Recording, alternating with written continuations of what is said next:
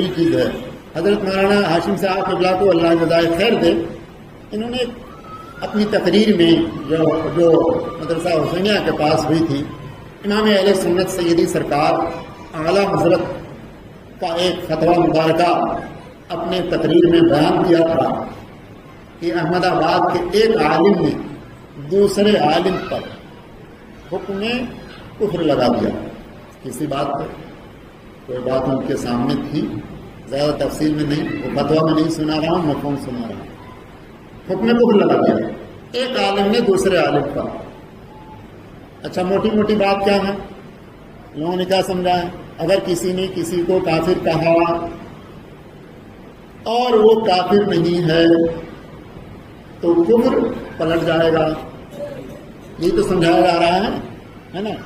अच्छा, अब ये फतवा इमाम अहले सुन्नत सैयदी सरकार आला हजरत की बारगाह में पहुंचा, जो एक आलिम ने दूसरे आलिम को पर लगाया था।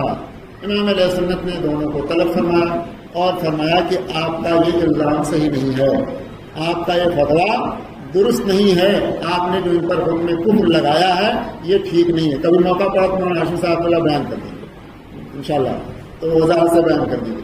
तुम्हारा ये हुक्म लगाना दुरुस्त नहीं है, तो दुरुस्त नहीं है, ठीक है, न इन पर कोई हुक्म न इन पर कोई। आप सोचो जरा, इनसे तौबा नहीं ली कि तुमने इन पर हुक्म कुफ्र लगाया तो तुम काफिर हो गए। चलो, इन पर हुक्म नहीं था, ठीक है, लेकिन इमाम अहले सुन्नत ने इस आलम के ताल्लुक से जिन्होंने हुक्म लगाया था उनसे ये नहीं फरमाया कि तुमने इन पर बगैर जो है इन पर कुफ्र न था और तुमने इन पर हुक्म कुफ्र लगाया तो तुम काफिर हो गए। इमाम अहले सुन्नत ने ये हुक्म न लगाया, मगर यहाँ तो जनाब ये है कि छोटे 4 दिन के नमाजी बन गए, लंबा कुर्ता पैजामा पहन लिया और ऊंची टोपी लगा ली, और क्या कहते हैं कि 12 बिलवल शरीफ और 11वीं शरीफ को वो बड़ा शिमले वाला अमामा बांध लिया और मुफ्ती बने फिरते हैं। फला ने फला को काफिर नहीं कहा तो काफिर हो गया, फला ने फला को काफिर नहीं कहा तो काफिर हो गया। बात कि उन्होंने अपनी तकरीर में ये कहा आखिर में मौलाना हाशिम साहब के हवाले से कि उन्होंने फतवा रज़विया शरीफ के ताल्लुक से एक बयान फरमाया और उनके लिए दुआ की। वो बयान ये था कि मौलाना अलाउद्दीन साहब ने यानी आला हजरत ने अपने फतावे में ऐसा लिखा, मौलाना अलाउद्दीन साहब ने मौलवी अब्दुल रहीम साहब की तकफीर इनादन न की, बल्कि मसला उनकी समझ में यूं ही आया था। ये सब बयान कर दिया इन्होंने। और आप क्लिप सुनो, उसके अंदर ये कहते हैं कि इमाम अहले सुन्नत ने दोनों में से किसी से भी तौबा नहीं करवाई और दोनों मिल गए। कितना बड़ा बोहतान है ये फतवा रज़विया शरीफ के ऊपर, जबकि आला हजरत उसी में फरमाते हैं कि जिससे उन्होंने बादे तफहीम फकीर रुजू की तो उन पर कोई सख्त हुक्म नहीं। अच्छा, एक बात और बता दो, रुजू की, अब रुजू की थोड़ा अपने आम तौर पे सोचते जाते हैं, रुजू किए होना चाहिए, है ना, रुजू किए होना चाहिए या रुजू किया होना चाहिए।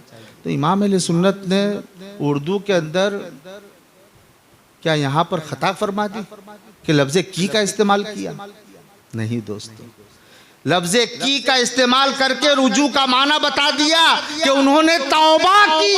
सुभान अल्लाह, वाह सुभान अल्लाह, उन्होंने तौबा की। तो लफ्ज़े तो का इस्तेमाल भी किया आला हजरत ने।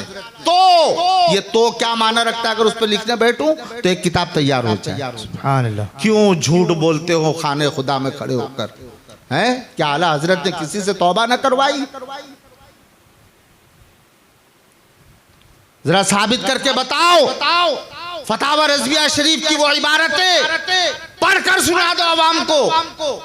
लेकिन देखना, जिस तरह से बलरामपुरी साहब खा गए ज़ेले इंतसार में, ऐसा तुम भी मत खा जाना उस इबारत को।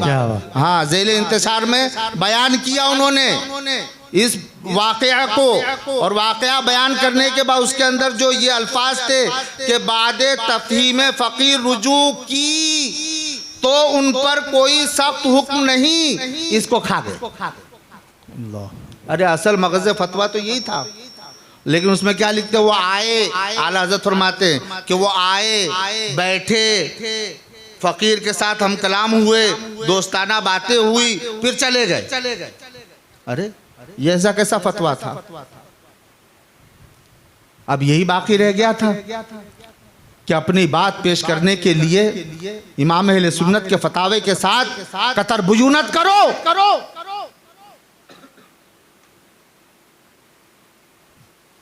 एक बार देखो तुम फतावे रज़विया की इबारत को ज़ेले इंतसार में देखकर हवाले मत दो, वो तो कतर बुजूनत के साथ लिखी गई है।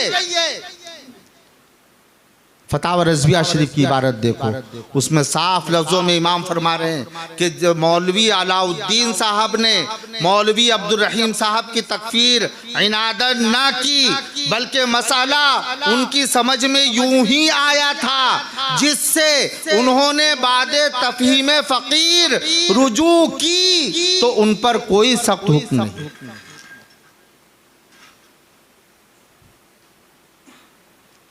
तो इसका मतलब तब ये होता है कि अब आप अपनी बात मनवाने के लिए फतावे रज़विया शरीफ के साथ भी माज़अल्लाह खिलवाड़ करने लगते हैं। मुझे इंतज़ार रहेगा कि फतावा रज़विया शरीफ की उस इबारत के अंदर तौबा नहीं की गई, इस बात का आप सबूत पेश करोगे। मैं चैलेंज करता हूं इमाम अली, अगर हक पर हो तो साबित करके बताना कि आला हजरत ने मौलवी अलाउद्दीन से तौबा नहीं करवाई।